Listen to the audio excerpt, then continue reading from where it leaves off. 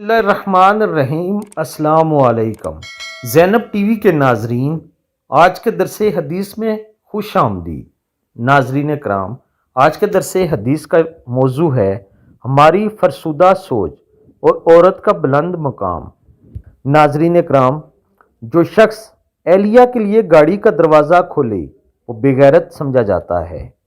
جو اہلیہ کے بیٹھنے کے لیے کرسی رکھے وہ کمزور شخصیت کا مالک کہلاتا ہے۔ جو اہلیہ کی سہولت کی خاطر کبھی بچے سنبھال لے وہ بیوی کا غلام سمجھا جاتا ہے۔ غرض جو بھی شخص اہلیہ کا کسی کام میں ہاتھ بٹائے وہ اور بہت کچھ سمجھا جاتا ہے، جبکہ رسول اللہ صلی اللہ علیہ وآلہ وسلم کا طرز عمل کیا تھا، ذرا اس کا جائزہ لیں۔ رسول اللہ صلی اللہ علیہ وآلہ وسلم اپنی اہلیہ محترمہ ام المومنین حضرت صفیہ رضی اللہ تعالی عنہ کے لیے قریب بیٹھ گئے اور گھٹنا مبارک کھڑا فرما لیا۔ ام المومنین نے اپنا قدم اس مبارک زینے یعنی رسول اللہ صلی اللہ علیہ وآلہ وسلم کے گھٹنے مبارک پر رکھا اور بآسانی اونٹ پر سوار ہو گئی۔ صحیح بخاری 4211۔ آپ غزوہ خیبر واقعہ۔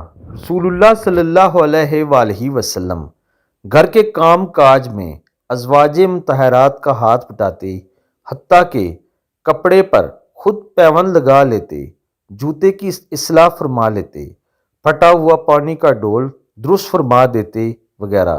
صحیح ابن حبان 5676۔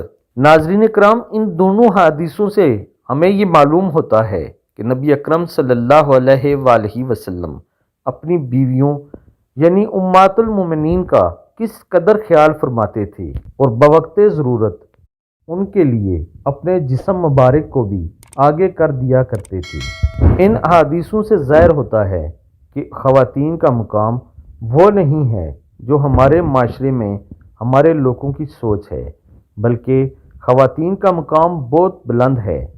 ہمارے جو دوست اپنی بیویوں کا ہاتھ بٹاتے ہیں، ان کے کام کاج میں مدد کرتے ہیں، وہ دراصل سنت رسول صلی اللہ علیہ وآلہ وسلم پر عمل کرتے ہیں۔ اللہ تعالیٰ سے دعا ہے اللہ تعالیٰ ہم سب کو بھی نیک اور صالح ایمان بنائے، آمین ثم آمین۔